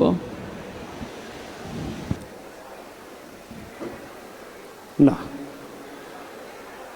আসসালামু আলাইকুম। আমি শিক্ষার্থীদের কাছে একটু প্রত্যাশা করছি নীরবতা প্রত্যাশা করছি। তা না হলে আমরা যে দুইটা কথা বলবো সেই দুইটা কথা কিন্তু তোমাদের কাছে পৌঁছাবে না, এবং আজকের এই অনুষ্ঠানের উদ্দেশ্য ব্যাহত হবে বলে আমি মনে করি। আজকের এই নবীনবরণ এবং সাংস্কৃতিক অনুষ্ঠানের উপস্থিত আছেন নিউ গভর্নমেন্ট ডিগ্রি কলেজের শ্রদ্ধেয় অধ্যক্ষ প্রফেসর কালাচাঁদ শীল স্যার, উপস্থিত আছেন আজকের এই নবীনবরণের আহ্বায়ক মোহাম্মদ আতাউর রহমান এবং একাদশ উন্নয়ন কমিটির আহ্বায়ক মোহাম্মদ জিয়াউর রহমান, উপস্থিত আছেন আমাদের শিক্ষক পরিষদের সম্পাদক ডক্টর রাশেদ করিম, আমার সামনে উপস্থিত আছেন বিভিন্ন বিভাগীয় প্রধান এবং বিভিন্ন স্তরের কর্মকর্তাবৃন্দ, আমার নিউ গভর্নমেন্ট ডিগ্রি কলেজের ছাত্র নেতৃবৃন্দ এবং আমার প্রাণপ্রিয় শিক্ষার্থীবৃন্দ। একই সাথে এই অনুষ্ঠানকে সফল করার জন্য আমাদের 4টা unit, rovers ranger, BNCC, red crescent এর সদস্য যারা সার্বক্ষণিক দায়িত্ব পালনে ব্রত আছে এবং প্রিন্ট মিডিয়া যারা এখানে দায়িত্ব পালন করছেন, সবাইকে সুস্বাগত এবং শুভেচ্ছা। আমি প্রথমেই সুস্বাগত জানাই আমাদের প্রাণপ্রিয় শিক্ষার্থী যারা নিউ গভর্নমেন্ট ডিগ্রি কলেজের মতো একটা সুনামধন্য প্রতিষ্ঠানে ছাত্র হিসাবে ভর্তি হবার সুযোগ পেয়েছে। আমি তাদেরকে বরণ করে নিচ্ছি। তাদের বাবা মার উদ্দেশ্যে আমার অভিনন্দন জ্ঞাপন করছি, যে বাবা মা অনেক ছোট্টবেলা থেকে এই সন্তানদের অনেক প্রত্যাশা নিয়ে বড় করেছেন এবং আরও প্রত্যাশা বুকে ধারণ করছেন যে নিউ গভর্নমেন্ট ডিগ্রি কলেজের লেখাপড়া শেষ করে তারা একটা ভালো জায়গায়, ভালো প্রতিষ্ঠানে, ভালো উচ্চশিক্ষায় অংশগ্রহণ করতে পারবে, সেই সমস্ত বাবা মাদেরকে আমি অভিনন্দন জানাচ্ছি। আমরা যখন বড় হই, এই যে যারা সেদিনও ক্লাস 10-এ স্কুলে ছিল সেই শিক্ষার্থীরাই কিন্তু আজকে একাদশ শ্রেণীর শিক্ষার্থী। বড় হবার সাথে সাথে আমাদের কিন্তু দায়িত্ব এবং কর্তব্য বেড়ে যায়। আমরা আমাদের শিশু বয়সটাকে, কৈশোর বয়সটাকে কিন্তু হারিয়ে ফেলি। এই যে বড় হচ্ছি, অনেক সময় বড় হতে হতে এক সময় তোমরা দেখবা যে বড় হওয়ার সাথে সাথে যে প্রাপ্তিটা ঘটেছে মানব জীবনে, তার চেয়ে হারানোর পরিমাণটা অনেক বেশি হয়ে গেছে। আমার এখনো ইচ্ছা জাগে, আমার এখনো ইচ্ছা হয় আমি যদি আবার সময়ের চাকাটা উল্টো দিকে ফিরিয়ে আবার যদি কৈশোরে, আবার যদি শৈশবে ফিরে যেতে পারতাম তাহলে কতই না ভালো লাগতো। কিন্তু সময় এত নিষ্ঠুর, সময় এত বেরসিক, তোমাকে আমাকে কাউকে কিন্তু এ সুযোগ দেয় না। সুতরাং সময়ের সাথে তোমাকে আমাকে সামনের দিকে এগিয়ে যেতে হবে, পিছনে ফেরার কোনো সুযোগ নাই। তাই আমি আমার প্রাণপ্রিয় শিক্ষার্থীদের কাছে আবেদন রাখব, নিবেদন রাখব, যেহেতু আমার শিশু বয়সটাকে আর ফিরে পাওয়া যাবে না, আমার কৈশোরটাকে ফিরে পাওয়া যাবে না, আমার আজকের যে বর্তমানটা কালকে যেটা অতীত হয়ে যাবে, সেই অতীতটাকে যখন আমি ফিরে পাবো না, তখন আমার আজকের এই বর্তমানটাকে নিঃসন্দেহে ভালো করে ব্যবহার করতে হবে ভবিষ্যতের জন্য। আমি যদি ভবিষ্যতের জন্য এই সময়টাকে ব্যবহার করতে পারি, তাহলে আমি এ গ্রহের একজন পরিপূর্ণ মানুষ হবার সুযোগ পাব। কারণ মানুষ হবার দরকার কেন? মানুষ হবার অনেক দরকার আছে। এখানে যারা আমরা ভর্তি হয়েছি, প্রথমে আমরা চিন্তা করি ভালো লেখাপড়া করব। ভালো লেখাপড়া করলে কি হবে? ভালো লেখাপড়া করলে ভালো ফলাফল হবে। ভালো ফলাফল হলে কি হবে? ভালো ফলাফল হলে আমি ভালো জায়গায় ভর্তি হতে পারবো। ভালো জায়গায় ভর্তি হতে পারলে কি হবে? আমি একসময় সেখান থেকে লেখাপড়া শেষ করে ভালো একটা চাকরি পাবো, আমার সামাজিক একটা ভালো অবস্থান হবে। কিন্তু সবচেয়ে বড় যেটা দরকার সেটা হচ্ছে যে এতগুলো স্তর পার হয়ে সবচেয়ে আমার বেশি যেটা দরকার সেটা হচ্ছে যে ভালো মানুষ হওয়া। যদি ভালো মানুষ না হতে পারি তাহলে আমার এতগুলো ধাপ পূরণ কিন্তু আমাদের সবই ব্যর্থতায় পরিণত হবে। আরেকটা জিনিস একটু আমাদের শিক্ষার্থীদের স্মরণ করিয়ে দেই, যারা এই প্রতিষ্ঠানে ভর্তি হয়েছ, যারা এইখানে লেখাপড়া করো, তাদের কিন্তু কোনো ক্রমেই এটা মনে করা উচিত নয় যে এই তোমাদের লেখাপড়ার পিছনে তোমার শ্রম, তোমার বাবার শ্রম, তোমার মায়ের শ্রমই কিন্তু পর্যাপ্ততা কিন্তু না। এইখানে 30 টাকা বেতন দিয়ে তুমি লেখাপড়া করো। 30 টাকা বেতন দিয়ে এখন বিশ্বে কোথাও লেখাপড়া হয় না, কিন্তু বাংলাদেশের ছাত্রদের কল্যাণে সরকার কিন্তু 30 টাকা বেতনের ব্যবস্থা করেছে। সুতরাং এই 30 টাকা বেতনে কিন্তু তোমার লেখাপড়ার খরচ নির্বাহ হয় না। যে দালান কাঠা, যে আসবাবপত্র, যে বিদ্যুৎ বিল, যে শিক্ষকদের বেতন, যে কর্মচারীদের বেতন, সেই কর্মচারীদের বেতন, শিক্ষকদের বেতন তথা তোমার পিছনে যে লেখাপড়ার খরচ হচ্ছে সেই খরচের পয়সা কিন্তু এই 30 টাকায় সংকুলন হয় না। তাহলে প্রশ্ন হচ্ছে যে তোমার পিছনে যে পয়সাটা ব্যয় হচ্ছে সেই পয়সাটা আসছে কোথা থেকে? সেই পয়সাটা আসছে হচ্ছে এদেশের আপামর জনগণের কাছ থেকে, যেটাকে আমরা পরোক্ষ কর বলি। সেই পরোক্ষ করের মাধ্যমে সরকার জনগণের কাছ থেকে যে অর্থ আদায় করে সেই অর্থই কিন্তু তোমার পিছনে, শিক্ষার পিছনে ব্যয় করা হচ্ছে। সেই পরোক্ষ করটা কিন্তু আমরা সর্বসাধারণের কাছ থেকে আদায় করে সরকার, অর্থাৎ একজন ভিক্ষুকের কাছ থেকেও কিন্তু সেই পরোক্ষ করটা আদায় করে থাকে। আর সেই পরোক্ষ করের অর্থে তোমার লেখাপড়ার খরচ নির্বাহ করা হয়। সুতরাং তুমি যখন বড় হবা, তুমি যখন সামাজিকভাবে ভালো জায়গায় প্রতিষ্ঠিত হবা, কিন্তু তোমার মনে করার কোনো কারণ নেই যে তোমার বড় হওয়ার পিছনে শুধুমাত্র তোমার বাবা মা ছিল, তোমার বড় হওয়ার পিছনে তোমার শুধুমাত্র রাত জেগে ঘুম নষ্ট করে লেখাপড়া এটাই ছিল দায়ী, তা না। কিন্তু তোমার দায়বদ্ধতা ছিল ওই ফকিরের কাছে, ওই মজুরের কাছে, ওই মুটের কাছে, যারা তোমার লেখাপড়ার পিছনে পরোক্ষ কর সরবরাহ করে তোমার লেখাপড়ার খরচ নির্বাহ করেছিল। সুতরাং তুমি যতই বড় হবা তোমার দায়বদ্ধতার পরিমাণ কিন্তু ততই বাড়তে থাকবে, যদি একজন ভালো মানুষ হয়। ভালো মানুষ না হলে অবশ্য দায়বদ্ধতার প্রশ্ন আসবে না, ভালো মানুষ হলেই তবেই দায়বদ্ধতার প্রশ্ন আসবে। তাই আমি আমার যারা শিক্ষার্থী আছে তাদের জন্য বলবো যে ভালো মানুষ হও এবং তোমার জীবনের জন্য, তোমার লেখাপড়ার জন্য, তোমার মানুষ হওয়ার জন্য এই পৃথিবীতে, এ দেশে যারা তোমার পিছনে অবদান রাখলো প্রত্যেকটা মানুষের অবদানের ঋণকে ধীরে ধীরে শোধ করার চেষ্টা করবা, তবেই তোমার দায়বদ্ধ থেকে মুক্তি হবে। আমি নিগমে ডিগ্রি কলেজের যারা আমাদের প্রান্তীয় শিক্ষার্থী এসেছে তাদেরকে আবারও স্বাগত জানাচ্ছি এবং এখানে যে লেখাপড়ার যে বিধিবিধানগুলো আছে সেই বিধিবিধানগুলো তোমরা সার্বক্ষণিকভাবে মানার চেষ্টা করবা। আমার পূর্বতন বক্তারা বলে গেছেন যে শিক্ষকদের আমরা যথাযথ শ্রদ্ধা করব, অর্থাৎ হতে পারে তুমি সায়েন্সের ছাত্র হতে পারো তুমি কমার্সের ছাত্র, আর্টসের স্যারের সাথে তোমার হয়তো কোনো ক্লাস নাই, অথবা কমার্সের স্যারের সাথে তোমার ক্লাস নাই, তার মানে এই নয় যে তুমি একজন সায়েন্সের ছাত্র হয়ে কমার্সের অথবা আর্টসের টিচারকে সম্মান করবা, এমনটি না। তোমরা নিঃসন্দেহে টিচারদের সম্মান করবা, তোমরা তোমাদের বড়দের সম্মান করবা, তোমরা তোমাদের ছোটদের স্নেহ করবা, এটাই তোমাদের শিক্ষার একটা অন্যতম বিষয়। শিক্ষা মানে শুধু কেমিস্ট্রি, ফিজিক্স, বায়োলজি, জুলজি, অথবা শিক্ষা মানে শুধু অ্যাকাউন্টিং ম্যানেজমেন্ট, ভূগোল, পরিণীতি, এটা না। শিক্ষা মানে হচ্ছে যে একজন মানুষের মধ্যে যে মনুষ্যত্ববোধ ঘুমিয়ে আছে, যে মানবিক মূল্যবোধ ঘুমিয়ে আছে, সেই মানবিক মূল্যবোধ জাগ্রত করা এবং সেই মানবিক মূল্যবোধ জাগ্রতের মধ্য দিয়ে একটা সুন্দর পৃথিবীর স্বপ্ন দেখা। আমি নিউ গভর্নমেন্ট ডিগ্রি কলেজের যারা নতুন শিক্ষার্থী আসছে তাদেরকে বলবো যে সুতরাং এই বিষয়গুলো মাথায় রেখে তোমরা সার্বক্ষণিকভাবে তোমাদের লেখাপড়া চালিয়ে যাবে।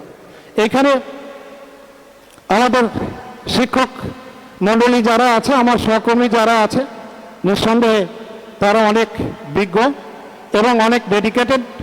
যদি কোনো সমস্যা হয় তোমরা নিঃসন্দেহে শিক্ষকদের সাথে, সংশ্লিষ্ট শিক্ষকদের সাথে কথা বলবা, সমস্যার সমাধান করবা, সমস্যার সমাধানের চেষ্টা করবা।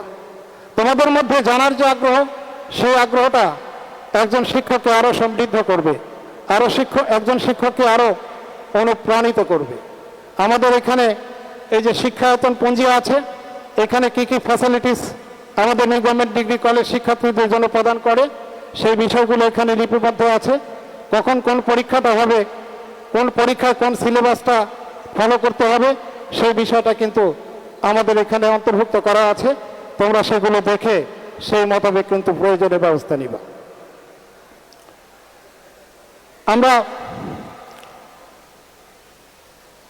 অনেক কথাই বললাম, অনেক কথা আরো হবে। তবে আমাদের শিক্ষার্থীদের কাছে একটা বিষয় রাখবো, একটা অনুরোধ রাখবো যে তাদের শিক্ষার আয়তনটা যেন সম্প্রসারিত হয়।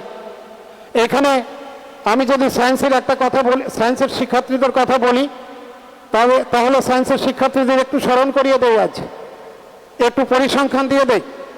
এখানে সায়েন্সে প্রায় 600 শিক্ষার্থী আমাদের ভর্তি হয়েছে।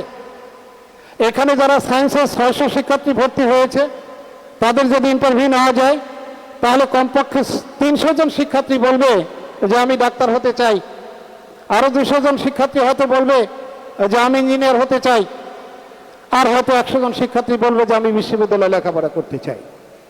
সুতরাং যারা এখানে এসেছে তারা কিন্তু প্রত্যেককেই উচ্চ আকাঙ্ক্ষা নিয়ে এসেছে। তো এই উচ্চ আকাঙ্ক্ষাকে বাস্তবায়ন করতে গেলে শুধু স্বপ্ন দেখলেই হবে না, স্বপ্নকে বাস্তবায়ন করার জন্য যা যা করার দরকার এই স্বল্পতম সময়ের মধ্যে তা করতে হবে। তা না হলে কিন্তু স্বপ্ন তোমার মধ্যে স্বপ্নই থেকে যাবে, স্বপ্নকে বাস্তবায়ন করা সম্ভব হবে না।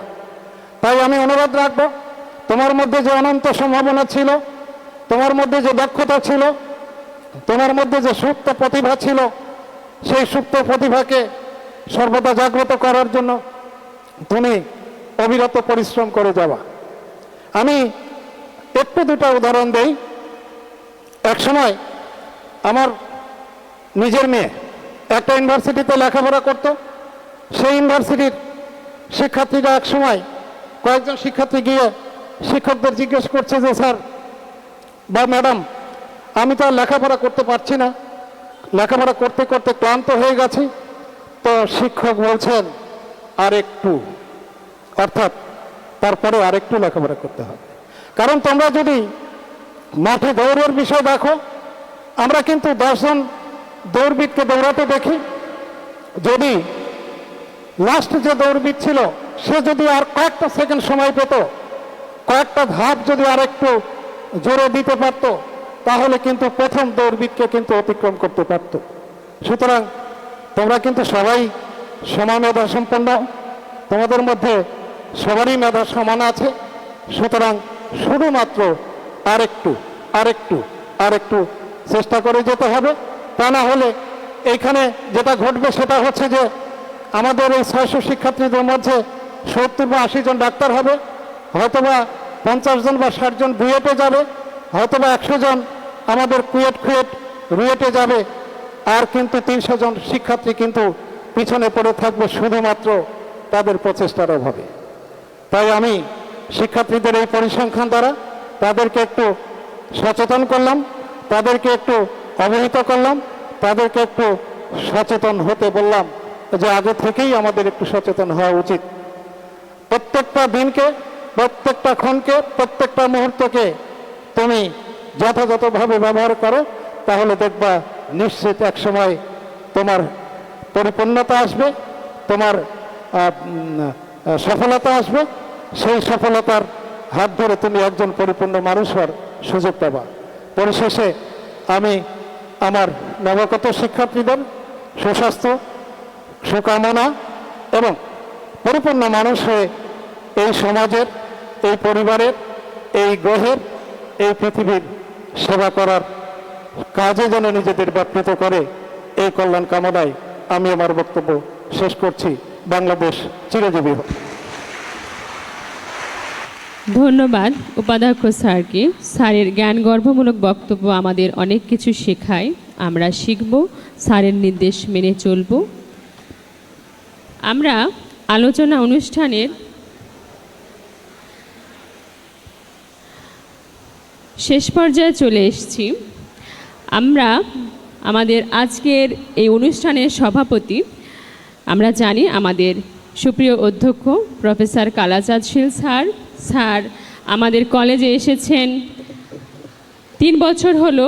এই 3 বছরে কলেজের প্রশাসনিক সংস্কার ও একাডেমিক উন্নয়নে স্যারের যে অবদান তা অনস্বীকার্য। স্যার কলেজের বিভিন্ন উন্নয়নমূলক কর্মকাণ্ডে যে নিরলসভাবে কাজ করে যাচ্ছেন তা প্রশংসার দাবিদার। স্যারের প্রবল ইচ্ছাশক্তি এবং কর্মদক্ষতা আমাদেরকে উদ্বুদ্ধ করে। স্যার কথায় নয়, কাজে বিশ্বাসী। আমরা স্যারের অনুপ্রেরণায় কাজ করতে চাই। স্যার আমাদের কলেজকে আরও সামনে এগিয়ে নিয়ে যাবেন, এই আশাবাদ ব্যক্ত করি।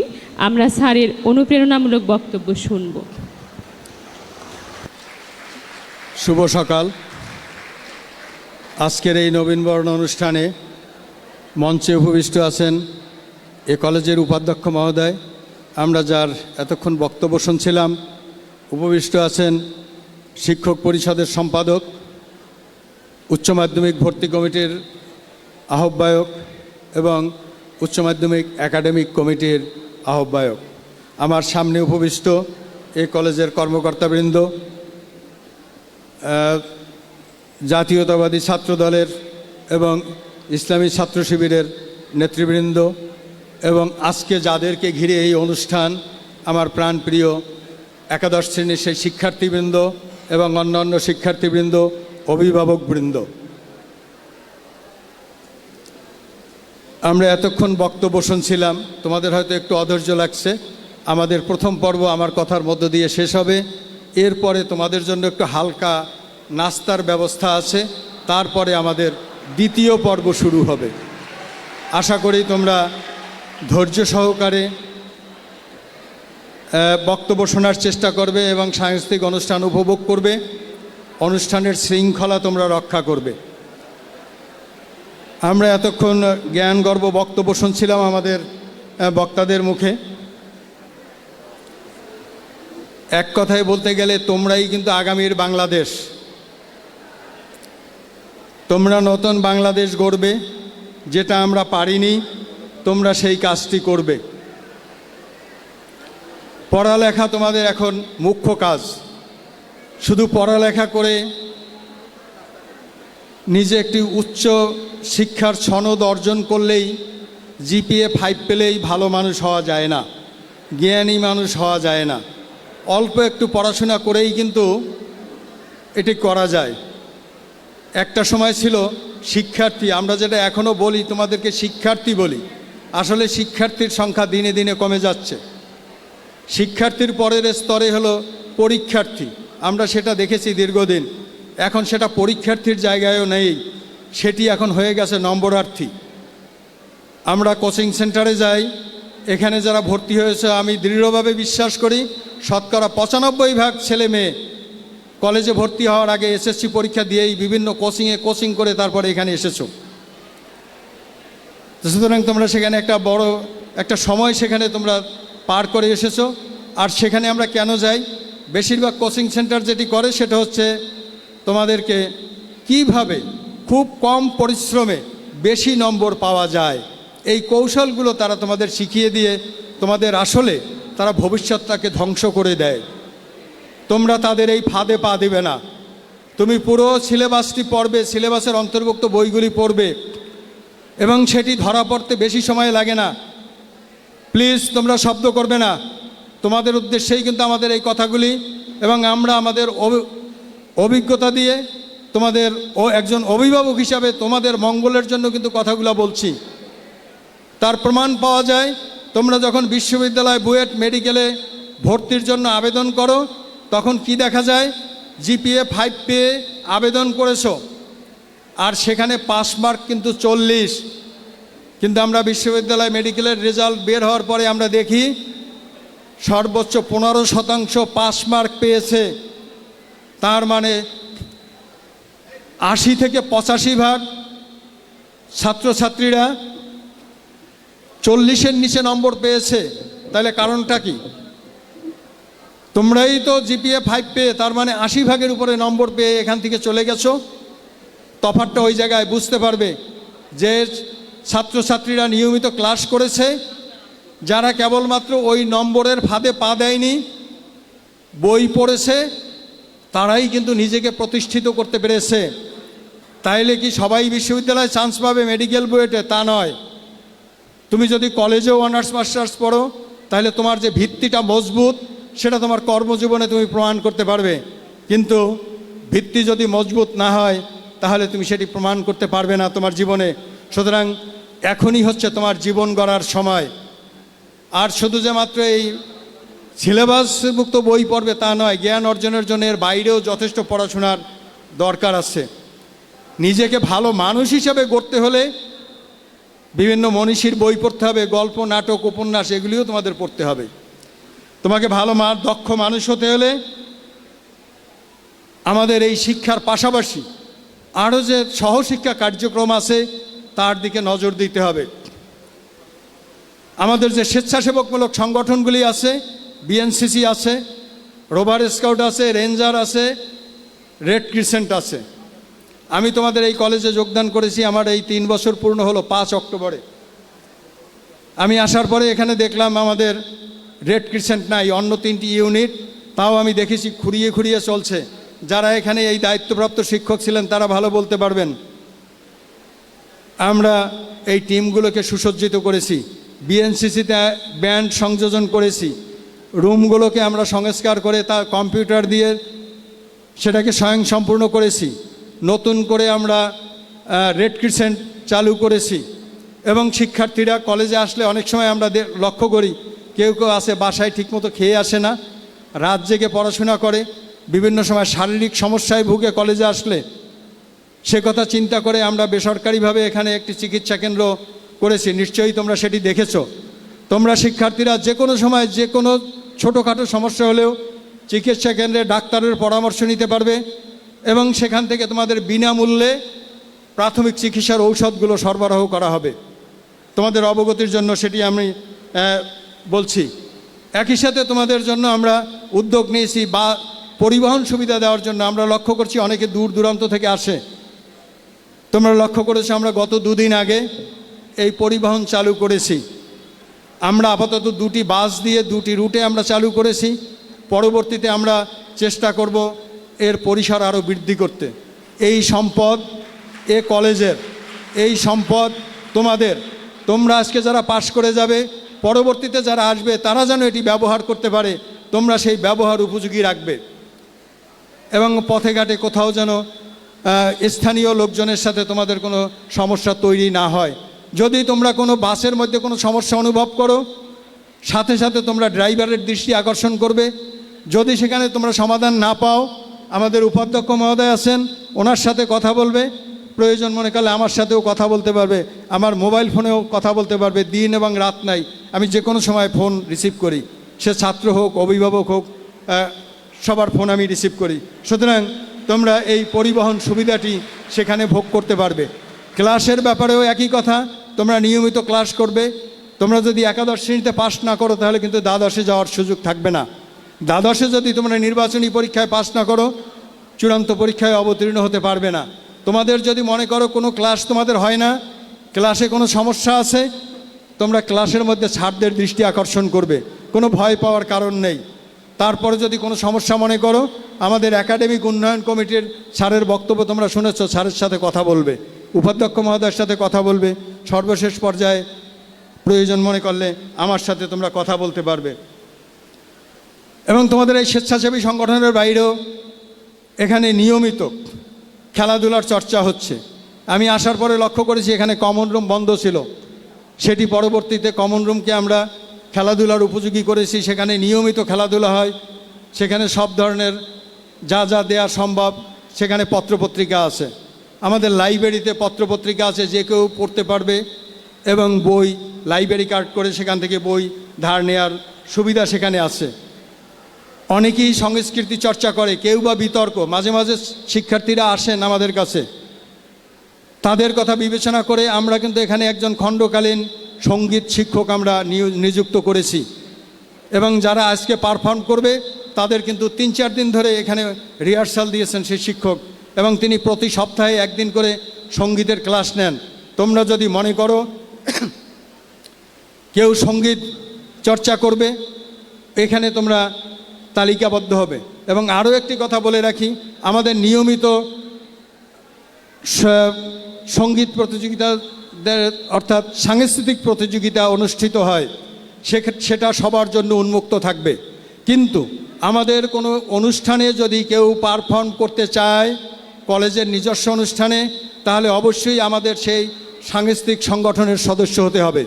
এর বাইরে তিনি যত বড়ই শিল্পী হোক সেখানে সুযোগ পাবে না। আমাদের বিতর্ক সংঘ আছে, খুব তোমরা দেখেছো আমরা বিতর্কের জন্য ফর্ম ছেড়েছি, তোমরা সেখানে আবেদন করে সেই বিতর্কের সেখানে নাম লিখাতে পারবে। এভাবে তারপরে আমাদের বার্ষিক ক্রীড়া প্রতিযোগিতা হয়, ফুটবল টুর্নামেন্ট হয়। যে যেদিকে পারদর্শিতা আছে সে সেই দিকে অংশগ্রহণ করে নিজের দক্ষতা বৃদ্ধি করতে পারবে। তোমাদের মধ্যেই ভালো খেলোয়াড় বেরিয়ে আসবে। তোমরা একদিন কেউ বা রাজনীতিবিদ হবে, কেউ ব্যবসায়ী হবে, কেউ ডাক্তার হবে, কেউ ইঞ্জিনিয়ার হবে, কেউ বা শিল্প উদ্যোক্তা হবে। সুতরাং তোমরা যেই জায়গায় থাকো না কেন, এই ধরনের যদি সহশিক্ষা কার্যক্রমে অংশগ্রহণ করো তাহলে নিশ্চয়ই তোমাদের দক্ষতা বৃদ্ধি পাবে, তোমরা নিজেকে আরও দক্ষ মানুষ হিসাবে গড়ে তুলতে পারবে।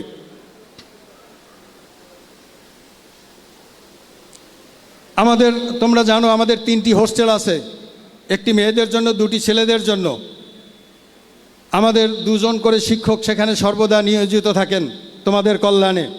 যারা হোস্টেলে অবস্থান করেন তাদের সুখে দুঃখে সব কিছুতেই তারা সাথী হন। অনেকেই আমরা জানি মেসে থাকে। শিক্ষার্থীদের অনুরোধ করব, এখনও আমাদের সিট খালি আছে, অন্তত মেসের চেয়ে হোস্টেলগুলো অনেক বেশি নিরাপদ, এবং হোস্টেলের খাবারগুলো অনেক বেশি স্বাস্থ্যকর বাইরের চেয়ে, এবং তোমাদের সময়ও বাঁচে। মেস থেকে দূর দূরান্ত থেকে তোমরা বর্ষা বৃষ্টি ঝড় বাদলে অনেকের আসতে কষ্ট হয়, কিন্তু এখানে 2 পা ফেললেই কলেজ, নাস্তা খেয়ে দৌড় দিয়ে কলেজে আসতে পারো। সুতরাং হোস্টেলে থাকার, এবং হোস্টেলে অনেক ছেলেরা তোমরা একত্রে থাকবা, মেয়েদের হোস্টেলে মেয়েরা একত্রে থাকবা, নিজেদের মধ্যে এক ধরনের বন্ধন তৈরি হবে, যেই বন্ধন মৃত্যুর আগ পর্যন্ত ছিন্ন হয় না, যেটা তোমরা মেসে থাকলে হয় না। তারপরে বলবো আমাদের হোস্টেলের কিন্তু সিটের সীমাবদ্ধতা আছে। এখন আমি একটু অন্যদিকে কথা বলি, আমরা কেমন মানুষ হতে চাই। অবশ্যই আমি চাইব সৃজনশীল, মুক্ত চিন্তার, স্বাধীন চিন্তার মানুষ, স্বাধীন চেতা মানুষ। কিন্তু আমরা যদি ইতিহাস পড়ে যাই তাহলে দেখব আমরা কিন্তু যুগে যুগে আমরা চিন্তার ক্ষেত্রে পিছিয়ে আছি। আজ থেকে প্রায় 100 বছর আগে, 98 বছর আগে কাজী মোতাহার হোসেন, কাজী আব্দুল ওয়াদুদ, মোহাম্মদ শহীদুল্লাহ, আবুল হোসেন, আব্দুর রশিদ, আবুল ফজল, এই বিশিষ্ট চিন্তাবিদদের নেতৃত্বে ঢাকায় গড়ে উঠেছিল বুদ্ধিমুক্তির আন্দোলন, যেটাকে তখন বলা হতো বুদ্ধিমুক্তির বা যুক্তিবাদী আন্দোলন। এই সংগঠনটির নাম ছিল মুসলিম সাহিত্য সমাজ। তার কারণ তারা চিন্তা করে দেখেছেন যে আমরা চিন্তা চেতনায়, জ্ঞান বিজ্ঞানে অনেক পিছিয়ে আছি, কিভাবে মানুষকে এগিয়ে নেওয়া যায়। এরা 1926 সনে এই সংগঠনটি প্রতিষ্ঠা করেন, এবং সে সময় তারা একটি পত্রিকা প্রকাশের উদ্যোগ নেন। কারণ পত্রপত্রিকা পাঠ না করলে মানুষ তার সমাজকে জানতে পারে না, দেশ বিদেশকে জানতে পারে না, তার সংস্কৃতিকে জানতে পারে না, তার সাহিত্যকে জানতে পারে না। সুতরাং তারা এদেশের মানুষের মনন এবং প্রজ্ঞাকে সৃজনশীল করার জন্য তারা সেদিন উদ্যোগ গ্রহণ করেছিলেন, শিখা পত্রিকা বের করেছিলেন। কিন্তু দুর্ভাগ্যজনক হলেও সত্য, এই পত্রিকাটির 5টি সংখ্যা বের হওয়ার পরে সেটি বন্ধ হয়ে যায়। তারা এটি চালাতে পারেন নাই অর্থাভাবে, এবং সেটি ছিল বার্ষিক পত্রিকা, বছরে একটি করে বের হয়। এবং সেই পত্রিকার যে শিরোনাম ছিল, সেই শিরোনামটি যদি আমরা দেখি তাহলে বুঝতে পারবো আমরা চিন্তার দিকে কোথায় ছিলাম বা এখন কোথায় আছি। সেখানে লেখা থাকতো, জ্ঞান যেখানে সীমাবদ্ধ, বুদ্ধি সেখানে আড়ষ্ট, যুক্তি সেখানে মুক্তি সেখানে অসম্ভব। আমি আবার বলছি, তোমরা কথাটা একটু শুনে দেখো। জ্ঞান যেখানে সীমাবদ্ধ, বুদ্ধি সেখানে আড়ষ্ট, মুক্তি সেখানে অসম্ভব। তার মানে জ্ঞানের বিকাশ ছাড়া, যৌক্তিক জ্ঞান ছাড়া মুক্তি অসম্ভব। তারা আজ থেকে প্রায় 100 বছর আগে আমাদের সেই পূর্বসূরি চিন্তাবিদরা এটা ভেবেছিলেন। তারা কিন্তু সমাজে অনেক যুক্তিবাদী মানুষ ছিলেন। তো সুতরাং আমরা আজকের দিনে চাই জ্ঞান নির্ভর সমাজ ব্যবস্থা, বৈষম্যহীন সমাজ ব্যবস্থা। যখনই আমি জ্ঞান নির্ভর সমাজ ব্যবস্থা এবং রাষ্ট্র ব্যবস্থা তৈরি করতে পারবো, তখনই কিন্তু আমার সমাজ এবং রাষ্ট্রের বৈষম্য কমে আসবে। তাহলে এই বৈষম্য তৈরি করে কারা?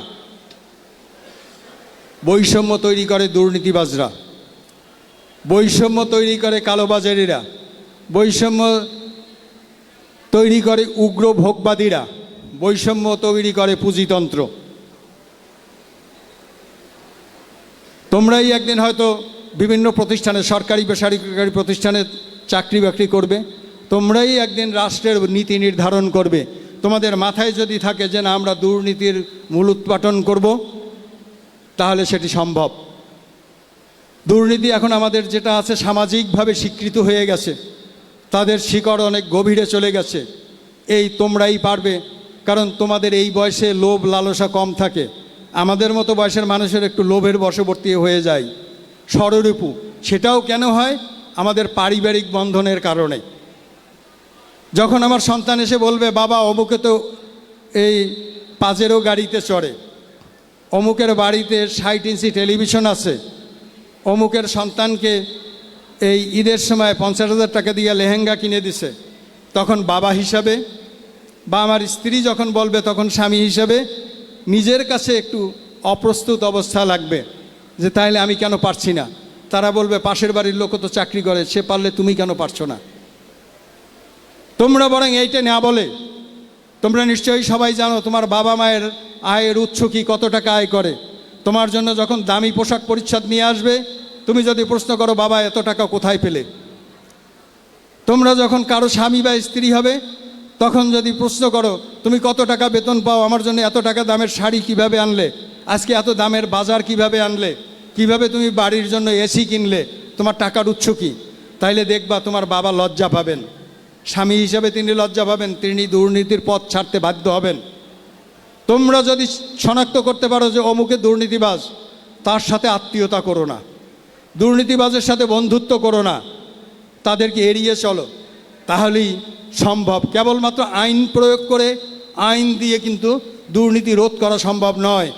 সামাজিক সচেতনতা, নাগরিক সচেতনতাই পারে এই দুর্নীতির মূলোৎপাটন করতে। আর এই দুর্নীতির মূলোৎপাটন করতে গেলেই সামাজিক বৈষম্য কমে আসবে। তবে প্রতিটা সমাজে, প্রতিটা রাষ্ট্রে, প্রতিটা ব্যক্তির মধ্যে কিন্তু দুর্নীতি থাকে। সেটা হলো এরকম, সূচ আর চালনের যে তফাৎ, সুস্থ চিনো সেলাই করার একটা ছিদ্রি থাকে, আর চালন যেটা দিয়ে ধান চাল ঝাড়া মোছা করে, ওর সারা গায়ে ছিদ্রি।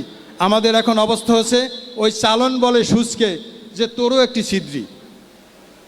সমাজে এটি থাকবে, রাষ্ট্রে থাকবে, এমন কোনো রাষ্ট্র বলতে পারবে না যে দুর্নীতি নাই। কিন্তু দুর্নীতির মাত্রা থাকতে হবে। আমরা জানি বিষ খেলে মানুষ মারা যায়। আমি যদি 1 ফোঁটা বিষ জিভে নেই, আমি কি মারা যাব? কিন্তু আমি যদি 30 ml অথবা 50 ml যদি একবারে খেয়ে ফেলি, তাহলে আমার বাঁচানোর ক্ষমতা নাই, আমি ওই স্পটেই মারা যাব। এখন বলবা অমুকেও বিষ খেয়েছে, উনিও বিষ খেয়েছে, উনি মরছে, উনি মরে নাই। সব কিছুর একটা সহনশীলতার মাত্রা থাকে, আমরা সেই সহনশীলতার মাত্রার বাইরে চলে গেছি। সুতরাং আমাদের এই দুর্নীতিকে হ্রাস করার জন্য তোমরাই পারবে, তোমরাই সেই সামাজিক আন্দোলন গড়ে তুলতে পারবে। আধুনিক যুগে আমরা বলতেছি এখন কৃত্রিম বুদ্ধিমত্তার যুগ, চতুর্থ শিল্প বিপ্লবের যুগ। চতুর্থ শিল্প বিপ্লবের যুগ এই শিল্প বিপ্লব কিন্তু সূচনা করেছে মানুষ, কোনো দৈত্য দানবে করেনি, কোনো রোবট করেনি। আজকে কৃত্রিম বুদ্ধিমত্তার নামে আমরা রোবট তৈরি করছি, রোবট বিক্রি করছি। এই রোবট আমরা মানুষ তৈরি করেছি, কিন্তু তার মানে এই নয় মানবিক মূল্যবোধ হারিয়ে যেতে পারে না। আজ আমার নগর সভ্যতা হারিয়ে যাচ্ছে রোবটের কাছে, গ্রামীণ সভ্যতা হারিয়ে যাচ্ছে। গ্রামীণ সভ্যতায় আজ ইট পাথরের আমরা বিল্ডিং দেখতে পাই। একটি দেশের রাস্তায় দামি গাড়ি চললে আর বহুতল ভবন দেখলেই ভাবার কোনো কারণ নাই যে এটা উন্নতির চরম শিখরে গেছে। যদি মানবিক মূল্যবোধের উন্নতি না হয় তাহলে সে জাতিকে উন্নত বলা যাবে না। নৈতিক মূল্যবোধের যদি উন্নতি না হয় সেই জাতিকে উন্নত জাতি বলা যাবে না। সুতরাং আমাদেরকে মানবিক এবং নৈতিক গুণে সমৃদ্ধ হতে হবে। এখন বিশ্বজুড়ে চলছে বুদ্ধিবৃত্তিক উপনিবেশবাদ, ইংরেজিতে বললে ইন্টেলেকচুয়াল কলোনিজম। এই বুদ্ধিবৃত্তিক উপনিবেশবাদটা কি? এক সময় কিন্তু আমরা বলতাম যে ব্রিটিশের সূর্য অস্ত যায় না, বিশ্ব তারা দখলে নিয়েছিল, আমরাও ব্রিটিশের অধীনে ছিলাম, আমরাও পাকিস্তানের অধীনে ছিলাম। তার পরবর্তীতে আমরা মুক্তিযুদ্ধের মধ্য দিয়ে আমাদের পূর্বপুরুষরা এদের স্বাধীন করে গেছেন, আমরা স্বাধীন দেশের নাগরিক। এখন আমাদের কেউ জমি দখল করতে আসে না বাইরে থেকে, কিন্তু আমরাই আমাদের দেশকে লুটপাট করে বিদেশে টাকা পাচার করি। আর কি করি? বিভিন্নভাবে সরাসরি পাচার না করলেও ওই যে যারা বিদেশি, যারা জ্ঞান চর্চায় বিজ্ঞান চর্চায় অনেক এগিয়ে আছে, তাদের এই জ্ঞান বিজ্ঞান আমার সামর্থ্য না থাকা সত্ত্বেও আমি ক্রয় করার চেষ্টা করি উচ্চ মূল্যে। আর সেটি ক্রয় করতে যেয়ে আমরা প্রতারিত হই। কিভাবে? যেমন যদি বলি আমরা যে মাইক্রোসফটের বিল গেটসের কথা, তিনি কত টাকা দিয়ে ব্যবসা শুরু করেছিলেন, আজকে তিনি শীর্ষ ধনী কীভাবে হলেন? তিনি যে বুদ্ধিবৃত্তির মধ্য দিয়ে যে বিভিন্ন সফটওয়্যার তৈরি করেছেন, ওটি বিভিন্ন জায়গায় বিক্রি করেছেন চড়া মূল্যে। আমাদের বাঙালিদের কিন্তু মেধামনন কম নেই। যখন কম্পিউটার এসেছে তখন আমরা বলেছি ইংরেজি না জানলে কম্পিউটার চালানো যাবে না, কিন্তু এই বাঙালিরা এই কম্পিউটারে বাংলা সফটওয়্যার তৈরি করেছে। এখন আমরা বাংলায় কাজ করতে পারি। আমরা বাংলার জন্য আমাদের পূর্বপুরুষরা 52তে শহীদ হয়েছে, রক্ত দিয়েছে। আমাদের সংবিধানে লেখা আছে আমাদের রাষ্ট্রভাষা বাংলা, কিন্তু আমরা ভুলে গেছি 52 সেই ভাষা আন্দোলন। কিন্তু আমরা এখন কম্পিউটারে লিখি। আবার যখন মোবাইল আসলো, ইংরেজি না জানলে মোবাইল চালানো যাবে না, কিন্তু মোবাইল কিন্তু চলে। এখন মোবাইলে আমরা বাংলা লিখতে পারি। আমি দেখেছি নিরক্ষর লোকজন যারা লেখাপড়া জানে না তারাও কিন্তু মোবাইল চালাচ্ছে। তার মানে ওইটা চালাতে গেলে লেখাপড়া না জানলেও সে দক্ষতা অর্জন করেছে মোবাইল চালানোর জন্য। সে ফোন দিলে বুঝতে পারে কে ফোন করেছে। তো সুতরাং আমরা আশা করব আমাদের এই প্রজন্ম এই বুদ্ধিবৃত্তির দিকটাতে এগিয়ে যাবে। বা এই যে আমরা এখন মোবাইল ফোন চালাই, বছর বছর তারা নতুন নতুন ফিচার যোগ করেই তারা আমাদের উপরে সেটা বর্তায়, আমাদেরকে প্রলুব্ধ করে। তার মানে উগ্র ভোগবাদ। এই উগ্র ভোগবাদকে সরিয়ে দিয়ে পুঁজিতন্ত্র আমাদের মধ্যে বৈষম্য তৈরি করে, আমাদেরকে আর্থিকভাবে শোষণ করে। আমরা যখন অর্থনৈতিকভাবে শোষিত হই তখনই আমাদের মেরুদণ্ড ভেঙে যায়। আর আমরা যদি জ্ঞান বিজ্ঞানের চর্চার মধ্য দিয়ে নিজেকে জাগ্রত করতে পারি, আমরাও যদি এরকম সফটওয়্যার তৈরি করতে পারি। তোমরা নিশ্চয়ই জানো আমরা কিন্তু সফটওয়্যার রপ্তানি করছি। বাংলাদেশ কিন্তু সফটওয়্যার রপ্তানি করে কোটি কোটি ডলার আয় করছে, বৈদেশিক মুদ্রা। কিন্তু এটিকে আরও যদি আমরা বাড়াতে পারি, তোমরা যদি সেই উদ্যোগটি নাও, তাহলে পরেই সেটি সম্ভব। তাহলেই আমরা এই যে বাইরের যে বুদ্ধিবৃত্তিক উপনিবেশ, এটি আমরা ভেঙে দিতে পারবো। আর যখনই আমরা বাইরের বুদ্ধিবৃত্তিক উপনিবেশ ভেঙে দিতে পারবো, আমাদের বৈদেশিক মুদ্রা সাশ্রয় হবে, আমাদের জীবনযাপনে আরও স্বাচ্ছন্দ্য আসবে, আমাদের বৈষম্যগুলো কমে যাবে। সুতরাং আমি আর আমার কথা বেশি বাড়াতে চাই না। তোমরা হয়তো অধৈর্য হয়ে উঠছো, একটু পরে সাংস্কৃতিক অনুষ্ঠান উপভোগ করবে। তোমাদের কাছে আমার অনুরোধ থাকবে, এই কলেজে তোমরা যেমন নিয়ম শৃঙ্খলা মেনে চলবে, ঠিক কলেজের বাইরেও এই শৃঙ্খলাটা মেনে চলবে। তোমরা যখন উচ্চশিক্ষার জন্য যাবে, সেখানে যেন তোমার আচরণ দেখে বুঝতে পারে তুমি কোন কলেজের ছাত্র। তুমি যখন কর্মজীবনে যাবে, তখন যেন বুঝতে পারে তুমি কোন জায়গার ছাত্র। আমরাও কিন্তু এটা করে থাকি। কোথাও যদি কারো অসঙ্গতিপূর্ণ আচরণ দেখি, জিজ্ঞেস করি তুমি কোথায় পড়াশোনা করেছো, ভালো আচরণ দেখলেও সেটি জিজ্ঞেস করতে পারে। তো সুতরাং তোমাদের দিয়েই এই প্রতিষ্ঠানের সুনাম, সেই কথাটি কিন্তু তোমাদের এই যে বরণপত্রে বলে গেছে, তোমরা নিশ্চয়ই শুনছো, তোমরা এই আগামীর বাংলাদেশ, তোমাদের দিয়েই এই প্রতিষ্ঠান সুনাম অর্জন করবে। তোমরা দেশে বিদেশে যখন যাবে তোমরা সেই সুনামকে অক্ষুণ্ণ রাখবে। তোমরা মানুষের মতো মানুষ হবে, দেশ সেবায় নিজেকে নিয়োজিত করবে,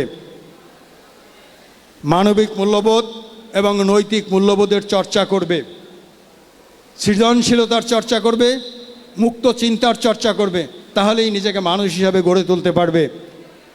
আমি দীর্ঘ সময় তোমাদের সামনে কথা বললাম, আমার এই বক্তব্য ধৈর্য ধরে শোনার জন্য উপস্থিত সকলকে আন্তরিক ধন্যবাদ এবং কৃতজ্ঞতা জ্ঞাপন করছি।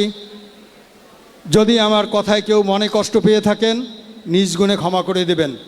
এবং আজকের এই অনুষ্ঠানে আয়োজনের জন্য আয়োজক কমিটি এবং আমার অন্যান্য কর্মকর্তাবৃন্দ, ছাত্রনেতৃবৃন্দ সকলকে আমি আন্তরিকভাবে ধন্যবাদ এবং কৃতজ্ঞতা জ্ঞাপন করছি।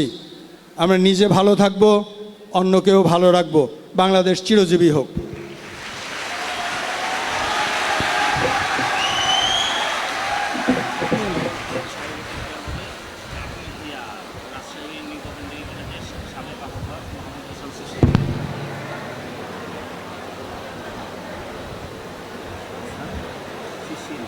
আর রাজশাহী মহানগর ছাত্র দলের সাবেক সভাপতি, এটা হলো আহ্বায়ক, সাবেক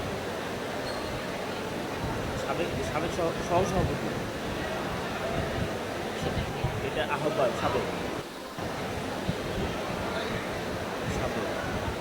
এটা সাবেক সভাপতি শাফিক মাহমুদ তন্ময়, শাফিক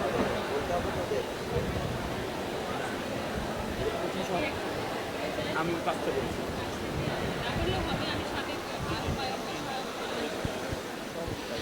স্যার, আপনার বুদ্ধিদীপ্ত কথা আমাদের ভাবনাকে প্রভাবিত করে। আপনি আছেন আমাদের মাঝে, তাই প্রতিনিয়ত আমরা অনুপ্রাণিত হই। যে কোনো সময় আমরা আপনাকে পাবো এটা জানি, তবু আপনি আমাদের ভুল ত্রুটিগুলো নিজ গুণে ক্ষমা করে আপনার কর্মসহযোগী হিসেবে পাশে রাখবেন, এই আশাবাদ ব্যক্ত করছি। আপনাকে অসংখ্য অসংখ্য ধন্যবাদ স্যার। আমাদের মাঝে ইতিমধ্যে উপস্থিত হয়েছে রাজশাহী মহানগর ছাত্র দলের সভাপতি মোহাম্মদ আকবর আলী জাকি এবং নিউ গভর্নমেন্ট ডিগ্রি কলেজের সাবেক আহ্বায়ক এবং সহসভাপতি। আমরা সময় সংক্ষেপের কারণে তাদের বক্তব্য শুনতে পারছি না, পরবর্তীতে তাদের বক্তব্য বা কথা আমাদেরকে ঋদ্ধ করবে আশাবাদ ব্যক্ত করছি। সভাপতি স্যারের বক্তব্যের মধ্য দিয়ে আমাদের আলোচনা অনুষ্ঠানের সমাপ্তি ঘোষণা করছি। বিভাগীয় শিক্ষকবৃন্দ, আপনাদের নাস্তা বিভাগে প্রেরণ করা হয়েছে, আপনারা সেখান থেকে গ্রহণ করবেন। শিক্ষার্থীরা, তোমরা এখানে নাস্তা গ্রহণ করবে। যেহেতু আমাদের পরবর্তীতে সাংস্কৃতিক অনুষ্ঠানের আয়োজন করা হয়েছে, মঞ্চ সজ্জার জন্য কিছু সময় লাগবে। আমরা সবাইকে অনুরোধ করছি নাস্তা গ্রহণ শেষে আবার অডিটোরিয়ামে ফিরে আসার জন্য। সকলকে ধন্যবাদ।